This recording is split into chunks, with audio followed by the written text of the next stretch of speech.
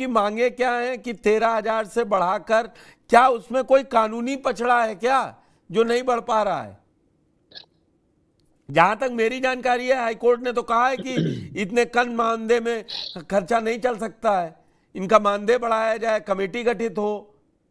क्या हुई अब पूरा, आप हमारे दर्शकों और हमारे पैनलिस्ट को बताएं। जी नमस्कार सर, और जितने भी पैनल में बैठे हैं सबको सादर नमस्कार। जितने लोग देख रहे हैं उनको भी प्रणाम।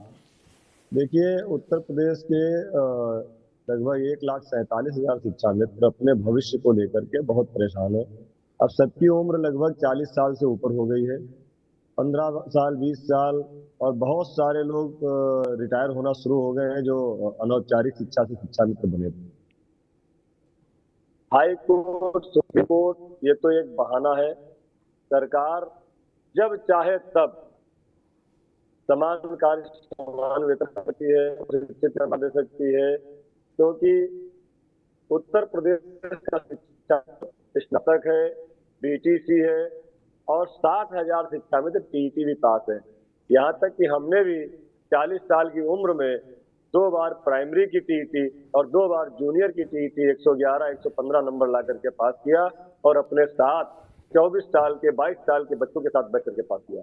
उसके बाद भी अगर हमको अपने परिवार को चलाने के लिए पैसे नहीं मिल रहे हैं, मजदूरी नहीं मिल रही है, तो हम कहाँ जाएंगे? सरकार अगर चाहे तो हम शिक्षा मित्रों को प्रशिक्षित वेतनमान दे सकती है, जो हाईकोर्ट ने कहा था कि जो जैसे होमगार्ड को पुलिस का स्केल मिलता है, वैसे शिक्षा मित्र को शिक्षक का भी वेतनमान मिल सकता है। लेकिन अब सरकार नहीं कर रही है। सरकार जब चाहेगी तब करेगी। सरकार करेगी जरूर, आज नहीं करेगी तो कल करेगी, क्योंकि शिक्षा मित्र 10,000 रुपए में 70,000 80,000 के बराबर अध्यापक जो पढ़ा रहे हैं उनके साथ बराबर काम करते हैं। हमें किसी से कोई ईर्ष्या नहीं है, ना हमें किसी से कोई परेशानी है। हमें सिर्फ अपनी समस्याओं का समाधान चाहिए कि 10,000 रुपए में एक योग्यताधारी शिक्षा मित्र कैसे अपने परिवार को चलाए। 24 साल सर हमको हो गए पढ़ाते हुए, आज भी आप हमसे पढ़वा रहे हैं। जब आप हमको 2200 देते तब भी शिक्षा देते थे हम, जब आप हमको 3500 देते तब भी हम शिक्षा देते थे, जब आपने हमको सहायक अध्यापक बनाया तब भी हम शिक्षा देते थे। आज हमको 10,000 दे रहे हैं तब भी हम शिक्षा ही दे रहे हैं, दूसरा कोई काम नहीं कर रहे हैं। और स्कूल के वो सारे काम कर रहे हैं जो शिक्षक करते हैं, सारी जिम्मेदारी निभा रहे हैं।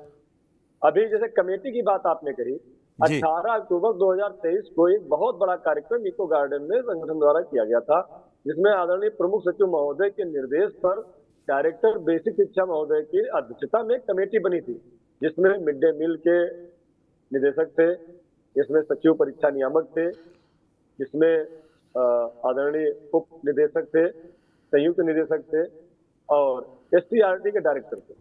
सारे लोगों को मिलाकर के कमेटी बनाई गई थी 12 नवंबर 2023 को। उसकी पहली बैठक 24 नवंबर को हुई, दूसरी बैठक 29 नवंबर को हुई, तीसरा एक 27 दिसंबर को लेटर जारी किया गया कि कमेटी के जो मेंबर हैं वो कमेटी के जो अध्यक्ष हैं उनके साथ संगठन के पदाधिकारियों की बैठक होगी, और उस बैठक का डिक्लेरेशन किया गया कि 18 जनवरी को होगी। हम लोगों ने कहा ठीक है, आप हमारे साथ बैठिए, जो हमारी समस्या है समझ लीजिए। उसी बीच में 12 जनवरी को हाईकोर्ट इलाहाबाद से एक आदेश आता है कि इन शिक्षा मित्रों को जीविका के अनुसार, कम से कम महंगाई के अनुसार मानदेय बढ़ाइए, इस पर विचार करिए। तो उसमें हाईकोर्ट ने कमेटी बनाने के लिए कहा। अब सरकार ने क्या किया कि जो हम लोग हमारे प्रोटेस्ट के दौरान कमेटी बनी थी, उसी कमेटी का आधार हाईकोर्ट में लगा दिया कि हमारी कमेटी बनी हुई है और इस पर विचार कर रहे हैं सहानुभूति पूर्वक, जिस पर शिक्षा मंत्री जी ने विधानसभा में जवाब भी दिया कि हमने एक कमेटी बनाई है हाईकोर्ट के निर्देश पर, और जो उसका प्रपोजल होगा उस पर सरकार विचार करेगी। 18 जनवरी को हमारी बैठक हो गई, सर कमेटी ने प्रपोजल बनाया, और उस प्रपोजल को ऊपर शासन सरकार तक भेजा गया। लेकिन वो 14 मार्च को डीजी महोदय ने हम लोगों को बुलाया और ये कहा कि लोकसभा का चुनाव आ गया है, चुनाव से पहले आपके लिए कोई निर्णय नहीं हो सकता है, क्योंकि प्रदेश में बहुत से संविदा कर्मचारी हैं। अगर एक संविदा कर्मचारी का मानदेय बढ़ाया गया या कोई अच्छा काम किया गया तो बाकी लोग नाराज हो जाएंगे, इसलिए लोकसभा चुनाव के बाद आपका काम होगा। हमने इंतजार किया, लोकसभा चुनाव समाप्त हुआ, 12 जून से हमने फिर पैरवी शुरू कर दी। 12 जून से लेकर के 5 जुलाई तक लगातार हम लोगों ने पैरवी की, लेकिन लास्ट में हर जगह जहां जहां गए, हम प्रमुख सचिव विशेष शिक्षा से मिले, हम विशेष सचिव से मिले, हम अभी आपको क्या लग रहा है सुशील, थोड़ा सा उसको कट कीजिए। मैं समझ रहा हूं आप लोगों का संघर्ष लंबा है और मैं उसको काटना नहीं, लेकिन जैनेन जी से इन सब चीजों की बात पूछनी है। अभी आपको कहां लग रहा है कि सरकार क्यों ढीला हवाली कर रही है? किस बात का आपको वो देती है आधार की अभी हम नहीं कर सकते? क्या कह रही है? उसी में आ रहे थे कि सबसे मुलाकात हुई तो सभी लोगों ने कहा कि माननीय मुख्यमंत्री से आप लोग मिलिए। हमने तमाम बार समय मांगा माननीय मुख्यमंत्री जी से, कई जनप्रतिनिधियों के माध्यम से मांगा, माननीय विधायक लोगों से उनके माध्यम से मांगा, माननीय एमएलसी महोदय के माध्यम से मांगा, लेकिन हमें समय नहीं मिला। तो एक दिन जा करके जनता दरबार में हम माननीय मुख्यमंत्री जी से मिले। हमने कहा महाराज जी, हम लोगों की जिंदगी बचा लीजिए, थोड़ी जिंदगी बची है, कुछ ऐसा मानदेय कर दीजिए कि हमारा परिवार चल जाए। तो उन्होंने कहा कि सुप्रीम कोर्ट ने आप लोगों को हटाया था ना। हमने कहा जी महाराज जी, हटाया था, लेकिन आपने रखा, आपका धन्यवाद है, आपका आभार है, लेकिन अब 10,000 में परिवार नहीं चल पा रहा। उन्होंने कहा ठीक देखेंगे। ये लोकसभा चुनाव के बाद की बात है। और अभी उत्तर प्रदेश की विधान परिषद में भारतीय जनता पार्टी से माननीय एमएलसी है मेरठ के शिक्षक प्रकोष्ठ के आदरणीय श्रीचंद शर्मा जी, आदरणीय बाबूलाल तिवारी जी, उन्होंने हमको ले जाकर के प्रमुख सचिव शिक्षा से मुलाकात कराई, प्रमुख सचिव माननीय मुख्यमंत्री श्री संजय प्रसाद जी से मुलाकात कराई। उन लोगों ने एक ही बात कही कि आप लोगों की समस्याएं समाधान होनी चाहिए, इसके लिए मुख्यमंत्री जी संजीदा हैं और वो करना भी चाहते हैं। आप लोग एक बार मुख्यमंत्री से मिल लीजिए। अब समय नहीं मिल रहा तो कैसे मिलने?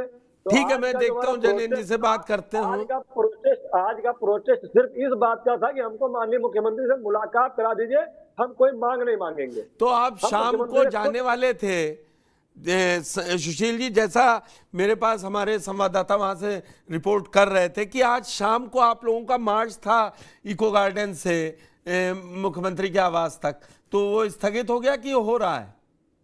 जी, हमने ऐलान किया था 2 बजे कि अगर 3 बजे तक हमारी वार्ता मुख्यमंत्री से नहीं होती है तो हम माननीय मुख्यमंत्री जी के आवास के लिए कूच करेंगे और माननीय मुख्यमंत्री से हम मिलना चाहते हैं, केवल उनका आशीर्वाद चाहते हैं, बस हमें कोई मांग नहीं माननी है। तो 2:30 बजे ही प्रशासन के अधिकारियों ने हमारे प्रतिनिधि मंडल को ले जा करके 5 कालिदास मार्ग माननीय मुख्यमंत्री जी के आवास पर पहुंचाया और वहां माननीय मुख्यमंत्री जी के ओएसडी श्री NKS चौहान जी से हमारी मुलाकात कराई, हमारा पत्र दिलाया और माननीय ओएसडी महोदय ने, मैं उनको धन्यवाद दूंगा, उन्होंने इस बात को माना है और इस बात को कहा है कि मुख्यमंत्री जी आपके प्रकरण में विचार कर चुके हैं, जल्दी ही आपकी समस्याओं का समाधान होगा।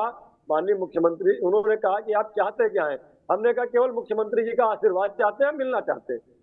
उन्होंने कहा 3 दिन माननीय मुख्यमंत्री जी बाहर हैं, जैसे ही आएंगे हम प्रयास करेंगे आपकी मुलाकात हो जाए और अधिकारियों को निर्देश देकर के कुछ चीजें आपकी तो मतलब अभी आप 3 दिन तो शांत रहेंगे? 3 दिन सर, हम वहां से लौट के आए तो अपने शिक्षा मित्र साथियों से हमने पूछा कि ये स्थिति है, इसमें हम लोग क्या करें? तो हमारे शिक्षा मित्र साथियों ने कहा कि हम कई बार वापस जा चुके हैं, अब हम वापस उस दिन जाएंगे जिस दिन मुख्यमंत्री से मुलाकात हो जाएगी। ठीक है, ये मतलब 4 दिन का इन लोग का 8 तारीख तक का प्रोग्राम तय है।